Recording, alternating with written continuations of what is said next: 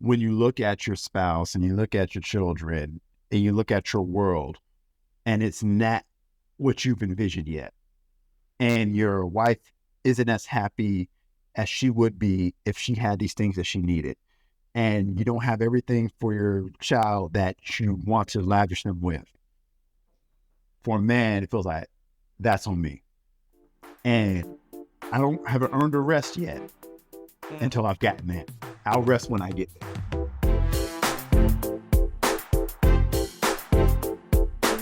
My husband, he's a workaholic. He loves to work. And over the years, I've had to tell him, I was like, babe, it's okay to rest. Mm-hmm. You don't have to be A+ achiever all the time. A- is okay. B is a good, you're doing better than most. Yeah. But he's a high achiever. On one hand, it's good that he's diligent. I love that part of him. But it's like, I don't want that to become your identity. Right. So if you ever have a quote unquote failing moment, your whole life is ruined. Mm-hmm. Because failure is only when you quit. Yeah, that's right. That's something he's worked on, and he's so much better at that. But I guess learning to live out that shame, feeling like I'm a failure. Yeah. Well, I'm an ambitious person, and ambition's good, but balancing that with rest. Yeah. And I was actually studying this morning, and the Lord's kind of showing me, say, you've been kind of working, like actually in like secular world, like working a job since 2015. And he said, you haven't really stopped since then. And the reason I'm able to stop now, talking about trials, and I can share this now because by the time this comes out, we'll have been ready to share this with our audience. So I was recently let go from my job of 8 years. So very apparently went down too. But so I'm in a position now where for the first time we get a chance to kind of take a break and rest and kind of like decide what I want to do next. And it's already resolved, like what I'm doing next, where I'm going next and all that. But just in the season just happening, kind of like, okay, stop to pivot and take a breath and say, okay, what do I want to do next? Where am I going to go next? And just kind of taking that pause. So yeah, I'm the type of person who just likes to work. And the thing is, we talk about failures and not doing your best, or is it okay to do an A-? When you look at your spouse and you look at your children and you look at your world and it's not what you've envisioned yet, and your wife isn't as happy as she would be if she had these things that she needed, and you don't have everything for your child that you want to lavish them with. For a man, it feels like that's on me. And I haven't earned a rest yet until I've gotten there.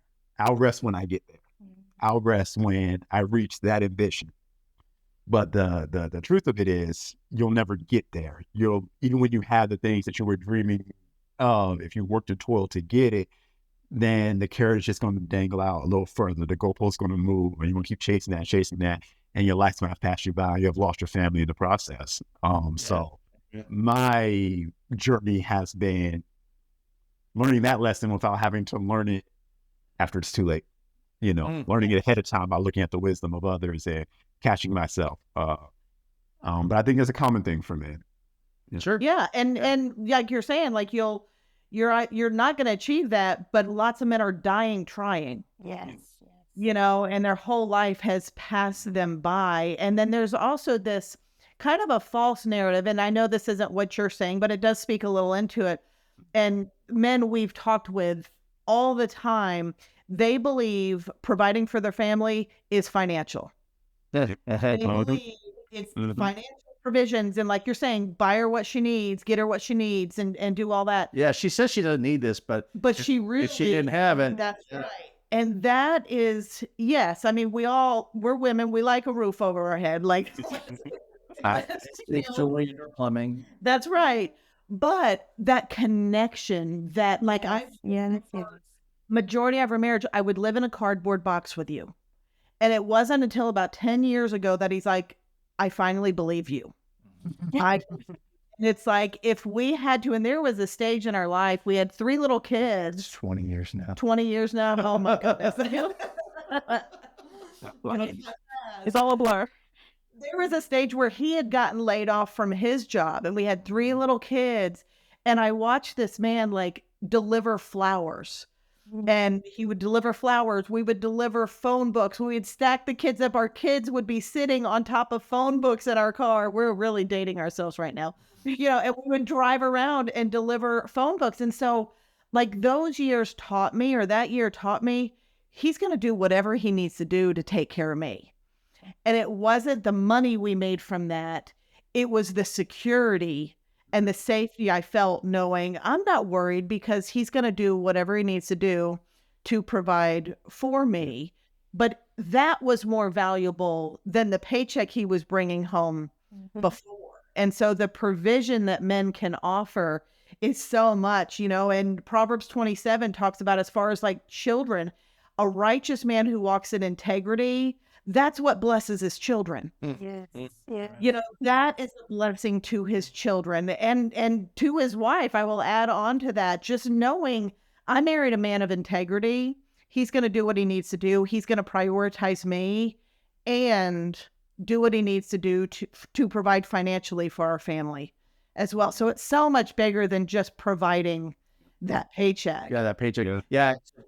In that time, I was thinking what you're sharing, one of the gifts that God gave me during that time was when I'm just in prayer and just really concerned about the financial provision, that God just went, I'm the provider. Exactly. Amen. And I'm like, okay. And that weight left it off. And then I was able to focus on those other provisions that that I'm called to as a husband, as a father, to love and care for and oversee so much more than just, am I pulling in a paycheck? That's right. That's right. All the money in the world, it barely holds a candle to having my husband love me like Christ. Yes. Like Christ loves us. And that's his primary job as a husband, as a father. And so many men, I think, are tempted to prioritize far lesser things than leading their families. Yeah. Ooh. Spiritually. And, for a couple of fun facts, statistics out there, and I think these are crazy statistics as far as the father's spiritual role in the family. If you've got a child and you take a non-believing family and a child comes to know Jesus first, there's a 3.5% chance that the rest of the family will follow. Not looking good. Yeah. If you've got a mom who comes to know Jesus first, odds get a little better. It's about 17% that the rest of the family will follow suit. If you've got a father who comes to know Jesus, 93% chance that the rest of the family will come to follow. So is there any question as to why the men are always tempted to do your job, get good at all these skills outside of your family? That is mind blowing. There's so much reason for the enemy to attack men, and especially in their leadership in the family. That is significant. That is significant. Now, why did we write the book? Because we're all about that 93%, and we want men back in the real game. Our battles are not the things we think they are. The biggest battle, most of us aren't even fighting, and it's a spiritual one. Yep. Yes. It's for that right there. It's for the kingdom of God and what's going on in the spiritual realm. That's the battle we need to be engaged in, not distracted by all the other things. And I think, you mentioned scripture everyone knows, every wife knows to tell their husband, love your wife as Christ loves the church. And when you look at that, like, what did Jesus value the most when he was here on his earthly ministry? What did he value more than anything? And it was his relationship with the Father. Yeah. That was it right there. That's why he was sweating blood in the Garden of Gethsemane. It was because he did not want to be separated from the Father. That was the thing that just made his body almost shut down before going through the torture and the pain. It was being separated from the Father. And so the Lord gave me this definition of what it means to be a man some time ago. A man is someone who can hear the voice of God, because that's what Adam and the Father had in the garden originally. It was that relationship, that walking in the cool of the day. And before there was ever a woman, before there was Eve, that's what the relationship was, that father and son. And so that's what I've valued. And I'm thankful for my wife knowing that, because there have been times we had financial issues over the years. And I was like, I need to get a second job. You know, that's something that I saw people do, I saw my parents do in times past when there was issues that we had. And I would bring that up at different points in our marriage when we have a tight spot. And she was like, no. Like, basically, I will lose you if you did that. Like, she's like, I really shouldn't have enough problems. We don't need to add on to that. Where if you get it, like, no, it's not going to work. We'll figure it out. Like, no, we're not doing that. And so I never went and did that. And I'm glad I did. We made it to the other side every time. So I'm glad I never did that. And she saw that. But I remember there was one time I had an issue at work. And I don't remember what it was now. It seems so insignificant now, seeing how things turned out. But years ago, I had an issue and I was angry and I called her and I was just upset and complaining about it. And she said something very key that stuck with me forever. She said, I need you to calm down and get yourself together, she said, because I need you to hear. And that clinched it for me, because my wife values my ability to hear the voice of God for our family. She can hear the voice of God. She has a prayer life. She has a study life. She has a relationship with God, but she values, as my position as a man, the thing that she values the most, not the money I bring home or the things I can buy her or do for her. It's that I can hear the voice of God when we need it, and to be able to get the vision from God for this family, bring it back, and we can do it together. And that's always stuck with me. So that's what I've always tried to value throughout every trial tribulation. Yeah, that makes me feel safe when I know you can hear from God. Yes. You know, and I grew up in a home where my father was that, you know, the voice of God in our home. And not only for our safety, but for yours too, because I do love you. And I knew that if he had gotten a second job, his mental would have been gone. Like, depression would have set in. He would have been so worn out, trying to toggle 3-4 jobs. We would have lost him, not just spiritually, but I feel like physically as well. And that's not what our marriage was supposed to look like.